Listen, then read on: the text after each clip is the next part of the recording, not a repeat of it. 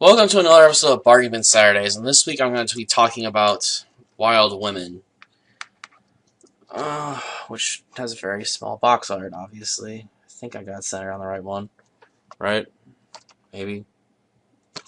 Well, regardless, yeah, I'm going to be talking about Wild Women. You think of the title like that, it would be a porno or something, but no, it's a Western movie about five women who are taken out of a stockade for a trip to help prepare for fighting the Mexicans in the South Texas, because we're going to what's the term we want to use? Oh yes, annex Texas. So yes, this movie is meant to be sort of a historical movie about the war with Mexico after the annexation of Texas, or maybe I'm getting the order incorrect of when exactly that happened. There's my phone going off. Well, it can wait. I'm talking about a movie right now. And to be honest, I'm not sure if I can call Wild Women a bad movie. It's actually not that bad for a TV movie. But the only real problem I can have with it is sometimes the pacing feels a bit overly slow as they try to drag the movie out a bit more than it maybe needed to be, because there's sometimes scenes going on that just aren't that overly important, but they do sometimes help establish, I guess, other scenes as well. Like, there's a scene where the women basically get together and start mixing together a bunch of stuff to make, like, a drink. I think they use like something for treating horses, lilac water, and whale oil. And then we get to watch them basically get completely and utterly wasted, along with the men. They then waste most of the water, so then they have to go searching for it in the desert.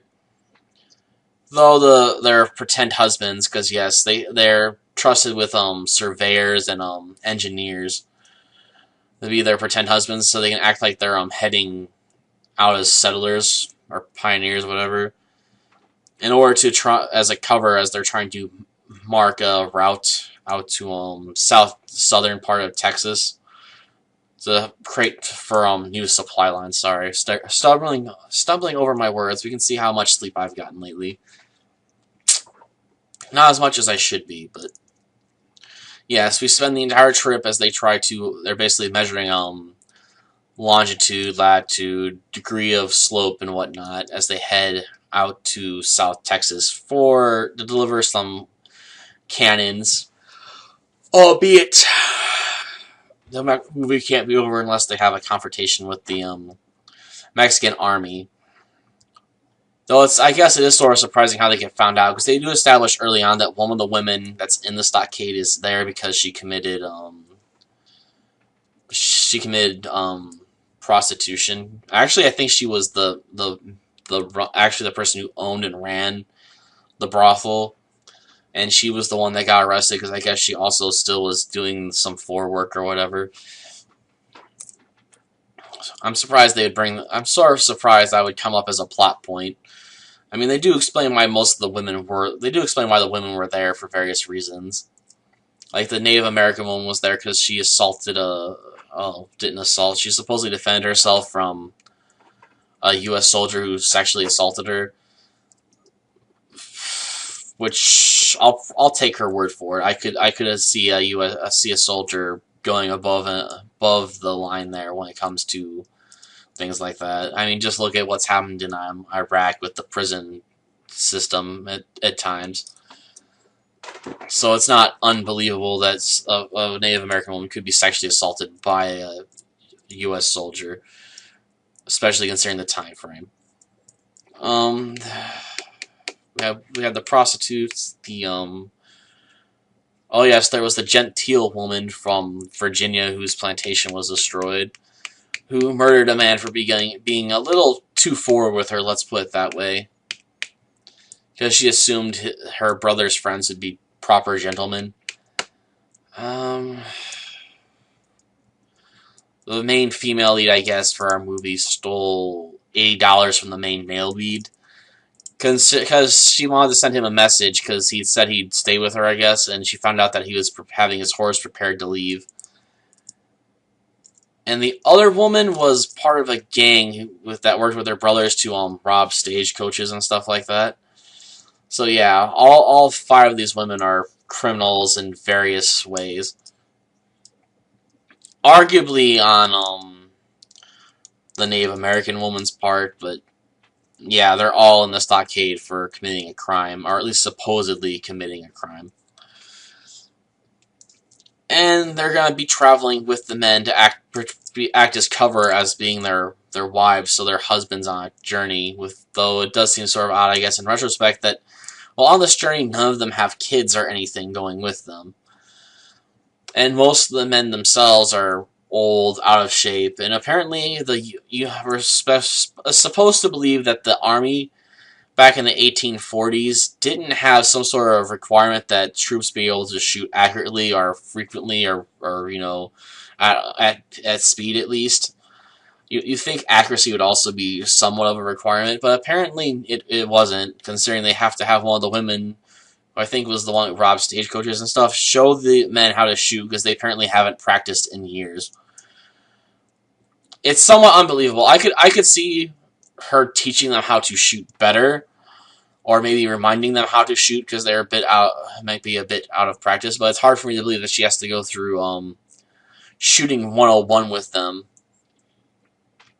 Actually, I think she'd be able to maybe tell them how to do it better, but to have to teach them everything because they're that out of practice, it just seems somewhat unreal to me that that an army wouldn't require its troops, even those that act as basically reserve secondary forces, to not have some level of competence,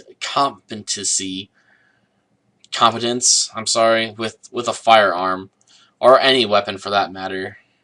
It just seems like an odd choice to go that way. Most soldiers are expected to keep to some level of discipline and ability, in my opinion, especially in this day and age, and I can't imagine it'd be that much different about 200 years ago. Maybe it was. Maybe the army was less on rules and regulations back then, but it just seems a bit odd, is what I'm saying. Though I guess I'm also a bit surprised that the plot point that one of the women was a prostitute actually came up back in the movie near the end, because they're supposed to meet up with Texas Rangers, but instead the Texas Rangers ran into a patrol of Mexican soldiers and were utterly wiped out. And the leader of those Mexican soldiers is a lieutenant or a sergeant, something like that. And he actually recognizes the prostitute because he slept with her multiple times, because he likes to have fun, shall we say, in carnal pleasures. And so, with that knowledge in mind that she's a prostitute, he prepares to attack the next, I don't know, morning, afternoon might be more accurate, or maybe it was morning and just late morning. It just seems sort of strange. It's hard for me to believe that the women and men would just hang around so long, especially if they realize that they might be been found out. And then we get the battle. I can't say I care too much for the gun battle near the end of the movie, to be honest. There's some parts that just feel very questionable to me. Like, there's a point where the Mexican army is just shooting up in the air, like pachoo, pachoo, pachoo. Like, what are you shooting at? The birds? Lord forbid a bird drop a poop pellet on you or something, I guess. You know, I think it'd be more effective to start shooting at the people that are hiding in the windows or doors. You know, they're taking pop shots at you now that they've trapped you in between their wagons. Because, yes, they pull off the battle strategy of, I guess, Little Creek or whatever it was, or Pointed Creek, and basically trap the Mexican army, or the small little patrol of the Mexican army, on the street in between the two wagons, forcing them to have to fight or flee without their horses, which would be much more difficult to get away if you're running on foot, let me tell you. So they basically start shooting out the doors and windows like it's some sort of street warfare or urban warfare, yes. And of course, the Americans win. There's no way they would lose in this movie, right? I mean, seriously. Especially when you realize the women are being congratulated for providing vim and vigor to the group. And they do, I'll be honest. Though there's some other parts I think that are better in the movie. Like, there's a good fist fight between the main character, who's like some sort of scout that patrols the wastelands and will help people regardless of their political leanings for the right amount of money.